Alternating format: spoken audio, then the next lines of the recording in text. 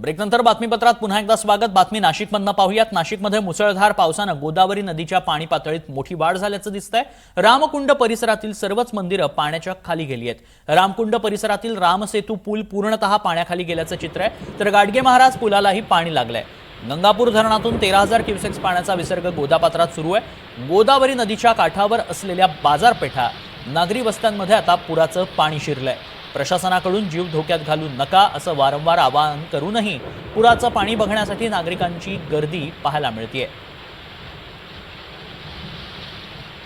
नाशिकमध्ये मुसळधार पाऊस बरसतोय। गोदावरी नदीच्या पाणी पातळीत प्रचंड वाढ झाल्याचं पाहायला मिळतंय। त्यातच गंगापूर धरणाच्या सांडव्यातनं देखील 13,000 क्युसेक्स पाण्याचा विसर्ग करण्यात आलेला असल्यानं पाणी पातळीत वाढ होती आणि आता आसपासच्या घरांमध्ये देखील पाणी शिरलंय।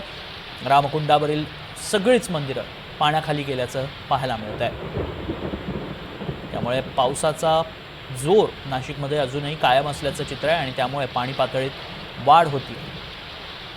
दुतोंड्या मारुतीच्या छातीपर्यंत पाणी लागलंय। रामकुंड परिसरातील सर्व मंदिरच पाण्याखाली गेली आहेत।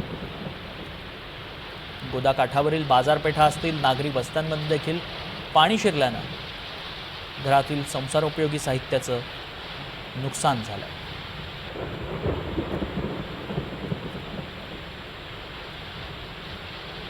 नाशिकमध्ये मुसळधार पाऊस बरसतोय, त्यामुळे मोठ्या संख्येनं पाण्याचा विसर्ग देखील गंगापूर धरणातून करण्यात आलाय। 13,000 क्युसेक्स पाण्याचा विसर्ग सध्या करण्यात आलाय। अजूनही हा विसर्ग वाढवण्यात येणार आहे, त्यामुळे पाण्याच्या पातळीत वाढ होणार आहे। याच संदर्भातली अधिक माहिती जाणून घेऊयात। आमचे प्रतिनिधी राहुल बाग सध्या संपर्कात आहेत। नाशिकमध्ये काय परिस्थिती आहे राहुल? आपण जर बघितलं तर मी आता रामकुंड परिसरामध्ये आहेत आणि या परिसरामध्ये आता गोदावरी नदी पात्रामध्ये गंगापूर धरणातून 13,000 क्युसेकचा विसर्ग हा सोडण्यात येतोय। आता दुतोंड्या मारुतीच्या मानेपर्यंत या ठिकाणी पाण्याची पातळी ही पोहोचलेली आहे। कुठेतरी आता गोदावरी नदीने धोक्याची पातळी ओलांडण्याचं एकंदरीत चित्र हे समोर आलेलं आहे। तर विभागीय आयुक्त असलेले प्रवीण गेडाम यांच्याकडून माहिती देण्यात आली आहे की संध्याकाळपर्यंत हीच पातळी 25,000 ते 30,000 क्युसेक इथपर्यंत पाणी गोदावरीच्या पात्रामध्ये सोडण्यात येणार आहे। नदीकाठच्या गावांना सतर्कतेचा इशारा हा देण्यात आलेला आहे। या परिसरात असलेले सर्व मंदिरं हे या ठिकाणी पाण्याखाली गेल्याचं आपल्याला दिसून येत आहे। एकंदरीत आपण जर बघितलं तर 2 दिवसापासून नाशिक शहराला ऑरेंज अलर्ट हा देण्यात आलेला होता आणि आज देखील ऑरेंज अलर्ट हा देण्यात आलेला आहे। आणि एकंदरीत या ठिकाणी जर आपण बघितलं तर संपूर्ण या ठिकाणी रामकुंड परिसर जलमय झाल्याचं आपल्याला दिसून येतोय। तन्मय, नक्कीच आणखी पाण्याचा विसर्ग वाढवण्यात येणार आहे का?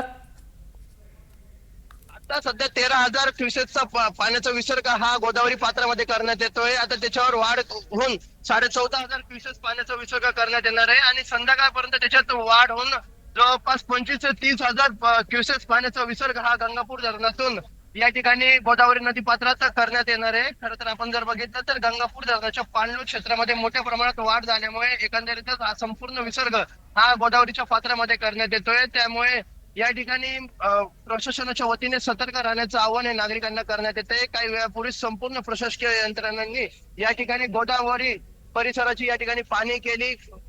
अग्निशामक दल असेल, पोलीस प्रशासन असेल, हे देखील आता या ठिकाणी ऍक्शन मोडवर आल्याचं आपल्याला दिसून येतंय। तन्मय, नक्कीच आणखी काय खबरदारी घेण्याचा इशारा देण्यात आलेला आहे प्रशासनाच्या वतीनं आणि सध्या रामकुंड परिसरातील मंदिरं देखील पाण्याखाली गेल्याचं पाहायला मिळत आहे।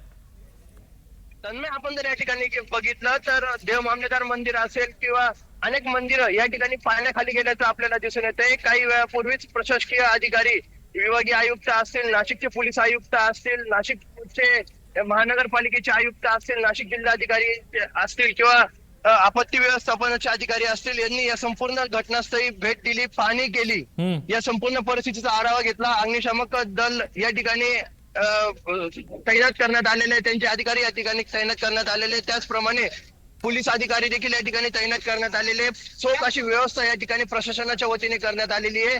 तसेच दारणा धरणातून देखील मोठ्या प्रमाणात पाण्याचा विसर्ग होत असल्याने देखील नदीकाठच्या गावांना या ठिकाणी सतर्कतेचा इशारा देण्यात आलेला आहे।